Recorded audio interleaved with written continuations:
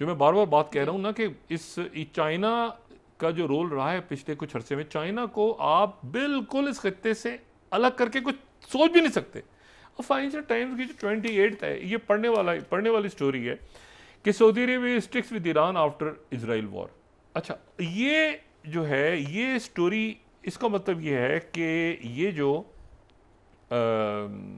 ये पूरी की पूरी जो स्टोरी है, ये जाहिर कर रही है कि जी वो जो हैं वो करीब आ गए हैं, वो दूर नहीं हटे, वो करीब आए हैं। यानी सऊदी अरेबिया और ईरान जो हैं वो, ये उनकी कैलकुलेशन बहुत हद तक ख़राब हो गई है, बहुत हद तक ख़राब हुई है कि बजाय इसके कि वो जो हैं वो दूर जाते, वो करीब आ गए हैं। ईरान भी करीब आ गया है और सऊदी अरेबिया मुस्तकिल ईरान के करीब आ गया है और आपस में उनके कोई इख्तलाफात पैदा नहीं हुए। अच्छा, अब ये जो बात है, साथ ही यूरोप के मुल्क खड़े हो गए हैं कि वो अगले हफ्ते, अगर ये मुज़ाकरात नाकाम हो गए, यूरोप ने भी तो बदला लेना है ना अपना। यूरोप की पुरानी हिस्ट्री भी है वैसे, यूरोप के मुल्क मौलिक जो हैं उस दिन में रखें कि जो मुल्क कैथोलिक हैं वो तो वैसे ही ज्यूज़ के, वो तो वैसे ही पुरानी उनकी तारीख है ज्यूज़ के, वो वैसे ही ख़िलाफ़ है। और दूसरा ये कि यूरोप से उनको निकाला, वो तो ज्यूज़, ये जहन में रखें कि इसराइल जो है अगर वो उसकी अमेरिका के साथ इस मरहले पे यूरोप के मुल्क जो हैं वो इसराइल के खिलाफ खड़े हो जाएंगे। आप देखें कई मुल्क ऐसे हैं जो पहले काफ़ी अरसे से उनके यहाँ चल रही है बात कि आज़ादी, फ़लस्तीन की आज़ादी को तस्लीम करो, कई काफ़ी अरसे से बात चल रही है। तो उनके आज यूरोपीय यूनियन की तरफ से बाकायदा कहा गया है कि अगले हफ्ते हम 5 ऑप्शन पे गौर करेंगे, 5 ऑप्शन पे, जिसमें सैंक्शंस से लेके, यानी सैंक्शंस भी होंगी, पाबंदियां भी हो सकती हैं, बहुत सारे ऑप्शन जो हैं वो अगले हफ्ते वो डिस्कस करने जा रहे हैं। और उसमें से वो 2, 4, 5 तो यूरोपीय यूनियन आयद कर देगा इसराइल के ऊपर। कोई शख्सियात को बैन करेगा, वो ये यूरो म्यूज़िक टाइप चीज़ें, जिसमें यूरोप कहाँ से घुस गया भाई, ये तो यूरोप के होते हैं, तो इसराइल घुसा होता है ना बीच में, यूरोप में म्यूज़िक कंटेस्ट होता है, इसराइल उधर भी घुसा हुआ है, इधर भी घुसा हुआ है, तो वो उसमें से वो रिस्ट्रिक्शंस और वीज़ा और ये सारे जो वहाँ हल्ले गुल्ले जाके लड़ाइयाँ मारकुटाई हो रही है, तो उसके नतीजे में वो इसराइल को रिस्ट्रिक्ट करने जा रहे हैं। वो अमेरिका के साथ जो गुस्सा है उनका हालिया दिनों में नेटो के हवाले से, वो उतारने जा रहे हैं उनके बरखुरदार पे, यानी इसराइल पे गुस्सा उतारने जा रहे हैं यूरोप के ममालिक कि अच्छा बच्चों हमारे साथ ये किया, नेटो के साथ, ईयू के साथ ये किया है, तो अब हम बदला जो है वो इसराइल से लेते हैं। दूसरी बड़ी ज़बरदस्त मीटिंग हुई है वांग यी की, जो कि फॉरेन मिनिस्टर हैं, उनकी मुलाकात हुई है यूरोप में। एक तो फ्रांस में वो हैं और उनकी मुलाकात हुई है, वहाँ के फ्रेंच फॉरेन मिनिस्टर से हुई है, लेकिन प्रेसिडेंट मैक्रोन से जो मुलाकात हुई है उनकी, वो बड़ी इम्पॉर्टेंट मुलाकात है। और वो मुलाकात जो है वो इम्पॉर्टेंट मैं इसलिए कह रहा हूँ कि उसमें जो उसके बाद जो हमारे सामने बात आई है सारी, मैं मिसाल के तौर पे अगर मैं यहाँ पे ये देखूँ उनका 39, अगर मैं एलामिया देखूँ 39, French president Macron, Chinese foreign minister Wang Yi vow to boost multilateralism and strategic cooperation. यानी मल्टीलैटरलिज्म के ऊपर बात हुई है। दुनिया में एक से ज़्यादा पोल्स हैं, दुनिया में एक से ज़्यादा यूनिलेटरल, ये यूनिपोलर वर्ल्ड नहीं है। ये जो अल्फाज है ना, अच्छा चाइना डेली इसको इसी तरह से कोट कर रहा है 38, China and France agree to promote multilateralism brings certainty to world. अच्छा, ये बड़ी, मैं इसको इसलिए इंपॉर्टेंस दे रहा हूं कि फ्रांस भी ये बात करता रहा। यूरोप के अंदर ये बड़ा इंपॉर्टेंट, ये बहुत बड़ा तासुर है कि भाई ये अब ये मल्टीपोलर वर्ल्ड है, और उस मल्टीपोलर वर्ल्ड के अंदर यूरोप की पोजीशनिंग कैसी होगी। तो हम अपनी चाइना के साथ भी रखें, हम अपनी अमेरिका के साथ भी रखें, लेकिन ये हम बगल बच्चा बन के किसी की बना रहे हैं, बल्कि हमारी अपनी इंडिपेंडेंट पॉलिसी हो। प्रेसिडेंट मैक्रोन तो बहुत क्लियर है, वेरी क्लियर, बहुत क्लियर है प्रेसिडेंट मैक्रोन। और यूरोप के अंदर बहुत सारे मुल्क बड़े क्लियर हैं कि हमारी एक इंडिपेंडेंट होनी चाहिए, हम चाइना के साथ भी। और मैंने कल भी बात की थी कि चाइना की तरफ से कहा गया है कि यूरोप के मुल्क रेयर अर्थ मिनरल्स कभी उनको ब्लॉक होंगे, सोचे भी ना, हमारी तरफ से मुकम्मल सपोर्ट होगी। जो यूरोप के अंदर एआई से रिलेटेड और टेक से रिलेटेड काम हो रहा है, तो चाइना यूरोप के साथ खड़ा होगा। तो चाइना, ये वो प्रेसिडेंट मैक्रोन है, ये ज़हन में रखें, जिनकी 72 घंटे पहले प्यूटिन से बात खराब हुई है फ़ोन पे। तो जहां प्यूटिन से बात खराब हो जाती है चाइना होता है, जहां चाइना से बात खराब होती है प्यूटिन होते हैं। तो ये बड़ा ज़बरदस्त एक चाइना और रशिया की जो आपस में ऐसे करके एक साथ हैं, तो उधर से वो मैक्रोन परेशान थे, प्यूटिन से मेरी बात खराब हो गई, ऐसे नहीं चाइना से होते, तो चाइना के फॉरेन मिनिस्टर में ज़बरदस्त बात हुई है उनसे। और फिर मैं ग्लोबल टाइम्स को कोट करूं तो वही वर्ड्स मुझे एग्जैक्ट नजर आते हैं 37 में कि China and France agree to promote multilateralism. यानी देखिए ना, ये मल्टीलैटरलिज्म की जो बात हो रही है ना, ये लफ्ज़ इस्तेमाल हो रहा है अब यूरोप के अंदर, ठीक है। और ये जो लफ्ज़ है इसका इस्तेमाल होना जो है ये bring more certainty to world, ये जो है ना, ये मेरा ख्याल में बड़ी एक इंपॉर्टेंट पेशरफ्त हो रही है। इस पूरी पेशरफ्त में ईयू कह रहा है कि हम इसराइल के ऊपर पाबंदियां लगाने जा रहे हैं। नेतन्याहू की अभी होनी है थोड़ी देर में सिक्योरिटी कॉन्फ्रेंस, इससे वो भाग नहीं सकता।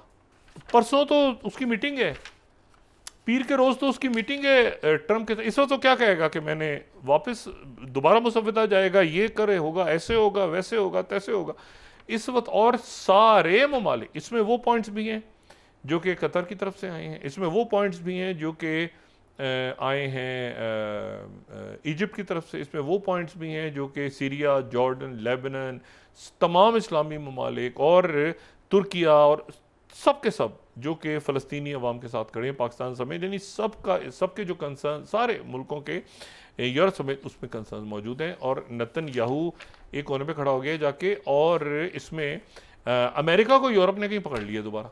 अभी मैं बताता हूँ कि अमेरिका को एक तो यूरोप ने पकड़ा है ना कि इसको हम ज़रा इसकी तबीयत साफ़ करते हैं, यूरोपीय यूनियन वाले अगले हफ्ते।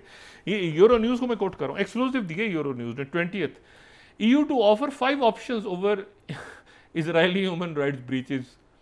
यानी EU जो है वो 5 ऑप्शंस देने जा रहा है अगले हफ्ते, और इसको टर्किश मीडिया इस तरह कोट कर रहा है, EU prepare sanctions options as pressure on Israel grows. Sanction से लेके और वो जो है वो जनाब यूरोपीय यूनियन की तरफ से सैंक्शंस भी हैं, पाबंदियाँ, रिस्ट्रिक्शंस, ट्रैवल रिस्ट्रिक्शंस वगैरह वगैरह।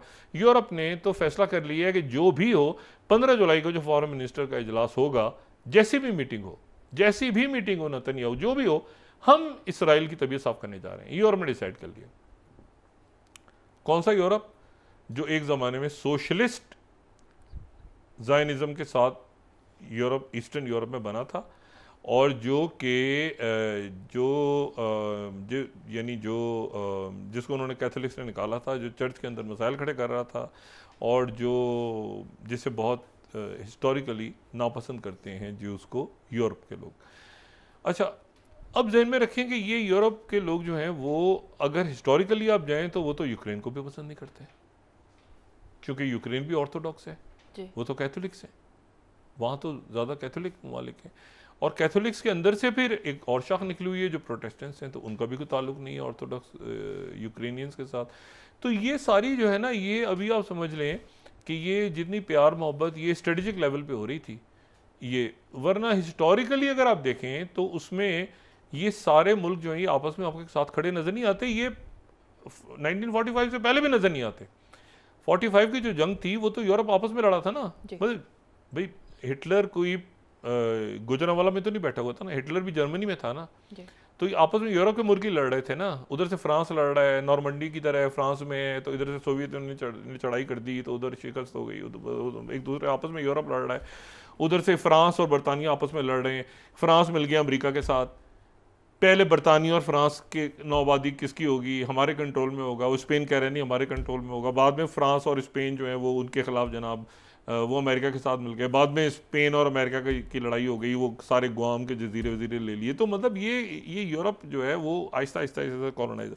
लेकिन मैं आपको जो बता रहा हूँ, पहली कॉलोनी जो बरतानिया के हाथ से निकली है हिस्टोरिकली वो अमेरिका है, ठीक है ना। और मतलब है कि वो अमेरिका है जो इतनी बड़ी कॉलोनी निकल गई, और रशिया की वजह से निकली। रशिया ने कहा कि नहीं हम अमेरिका के साथ खड़े होंगे। तो ये प्रेसिडेंट पुतिन के ज़हन में।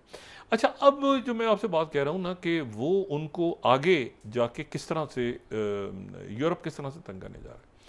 अब उसमें एक जो है वो ज़हन में रखें कि जो गज़ा ह्यूमैनिटेरियन फाउंडेशन है, गज़ा ह्यूमैनिटेरियन फाउंडेशन जो है वो एक बोस्टन कंसल्टिंग ग्रुप वो हालिया दिनों में बना। ये ट्रम्प दौर में हो रहा है। बोस्टन कंसल्टिंग ग्रुप ये ट्रम्प दौर में ही, ये बाइडेन दौर के नहीं है काम, ट्रम्प दौर में, या प्लानिंग शायद उस वक्त हुई हो, लेकिन अभी इस वक्त इस पे काम अभी शुरू हुआ। और उसमें जो है वो उसने उसमें फिर पैसा किया बहुत ज़्यादा, और साथ उसमें जो कॉन्ट्रैक्टर्स हायर हुए, security contractors safe search group के, वो उसमें हायर किए गए। और फिर उनके 7 मोसाद के लोग लिंक किए गए और 7 उसमें लिंक किया गया इसको गज़ा ह्यूमैनिटेरियन फाउंडेशन को। और गज़ा ह्यूमैनिटेरियन फाउंडेशन ने फिर आके अंदर गज़ा के अंदर सारी इमदाद पे कब्ज़ा किया। अब उस दौर में कब्ज़ा किया जिस दौर में सीज़ फायर हुआ, यानी सीज़ फायर हो गया है और सीज़ फायर, 2 सीज़ फायर का जो वक्फा है, तो बीच में ये बोस्टन कंसल्टिंग ग्रुप घुसता है बीच में, और बोस्टन कंसल्टिंग ग्रुप जो है वो दरमियान में घुसता है और साथ अपने गज़ा ह्यूमैनिटेरियन फाउंडेशन को बनाता है, जिसके सरबराह CIA का साबिक सरबराह, जिसका सरबराह है ये, जिसके जो हमास के लोगों की आज लड़ाई हुई है, तो वो उनके सिक्योरिटी कॉन्ट्रैक्टर्स हैं जिनके साथ लड़ाई हुई है। अच्छा, अब ये मामला जो है, ये मामला तो उसको तो इन्होंने कर दिया फारिग। अच्छा, इसको एक्सपोज किसने किया? इसको एक्सपोज किया यूरोप ने। ये सारी यूरोप की इंटेलिजेंस थी जिसने ये बोस्टन कंसल्टिंग ग्रुप और ये जो गज़ा ह्यूमैनिटेरियन फाउंडेशन, ये सारा जो लिंक था जो अमेरिका के अंदर काम कर रहा था, इसकी तबीयत साफ की यूरोप ने। मैंने कहा ना, उधर नेटो में उधर उन्होंने अमेरिकन ने किया, इन्होंने जवाबन उनकी सारी इंफॉर्मेशन लीक करते करते करते करते उनको यहाँ पे ला के खड़ा कर दिया, कि बिल्कुल उनका बुरा हाल कर दिया कि वो तरदीदें करते फिर रहे हैं कि हमने कुछ नहीं किया, हमने कुछ नहीं किया। और कुछ अर्से पहले अगर देखें तो कुछ अर्से पहले भी हमें इसमें बड़ी क्लैरिटी के साथ नज़र आता है इसमें ये यहाँ पे कि ये एसोसिएटेड प्रेस कुछ अर्से पहले, जैसे 29 हम स्लाइड देखें, US कॉन्ट्रैक्टर्स से their colleagues are firing live ammo, यानी ये सारी इंफॉर्मेशन जो है ये इनको यूरोप की जो इंटेल है वो दे रही है। ठीक है, अमेरिका के अगेंस्ट तो यूरोप की देगी ना, अमेरिकन खुद तो नहीं देंगे, यूरोप की इंटेल दे रही है। और उसके बाद जो है ये मुख्तलिफ हमें वहाँ पे नज़र आती हैं। और फिर जैसे आज वहाँ पे 2 गोलियाँ चली और इससे पहले सारा वाक़या हुआ। और फिर ये रॉयटर्स को अगर देखें, Hamas 16 Hamas warns Palestinians against cooperating with US backed Gaza humanitarian foundation.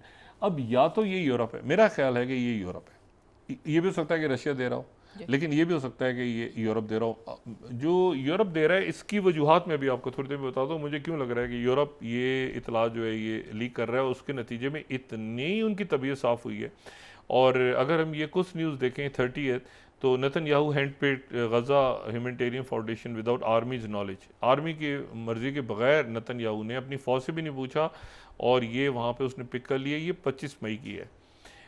उसके बाद Israeli businessman among it's owners, तो ये जो इसको नए मुसव्वदे के अंदर इसको फारिग कर दिया। ये जो है ये पहली फारिग बिल्कुल फारिग ही हो चुकी थी। और ये जो है ये जो मैंने आपसे कहा ना कि ये पहली दफ़ा ऐसा हुआ है कि ये इनको ये प्रेसिडेंट ट्रंप के अंडर काम करने वाली जो ऑर्गेनाइजेशन है उसका जो डेटा है वो यूरोप लीक कर रहा है। और यूरोप ये बता रहा है कि आपके अंदर ये हो रहा है। प्रेसिडेंट ट्रंप ये सोच रहे होंगे कि यार मेरे अंडर कैसे हो रहा है, मैं तो बात कर रहा हूँ गज़ा सीज़ फायर की और मैं कह रहा हूँ डीप स्टेट कम हो, और वहाँ से खबरें आ रही हैं हर जगह हर तरफ से कि मेरे अंडर काम करने वाले लोग हैं। ये जो मैंने आपसे बात की थी ना कि यूक्रेन और क्या ये रशिया को इस बात का शक हो रहा है, तो ये 8 स्लाइड अगर हम देखें, how Ukraine uses Mossad tactics to hunt down Russian war criminals, तो ये काफ़ी दिनों से ये बात वहाँ पे चल रही है, ये बात रशिया में चल रही है कि क्या मोसाद इसमें एक्टिव हुई है इस जगह। और ये टाइम्स ऑफ इसराइल में फिर ये खबर है 7 के data shows most recent immigrants from former Soviet unions art considered Jewish. Israel ने अपने आप पाबंदी लगा दी थी कि जो रशिया से लोग आ रहे हैं वो असल में जूइश नहीं है, बल्कि वो रशिया अपने स्पाइस को भेज रहा है और यहाँ से उधर से। तो ये जहन में रखें कि और फिर मैं ये 9 न्यूयॉर्क पोस्ट ये फरवरी का है, Ukraine planted explosive in Russian drone pilots virtually reality goggles in operation out of Mossad पे। यानी ये जो यूक्रेन ने अटैक किया था ये असल में मोसाद की प्लेबुक है। तो ये अगर प्रेसिडेंट पुतिन को यकीन हो गया ना इस बात का कि इसके पीछे मोसाद थी, जी, यकीन करें ये मसला ख़राब हो जाए।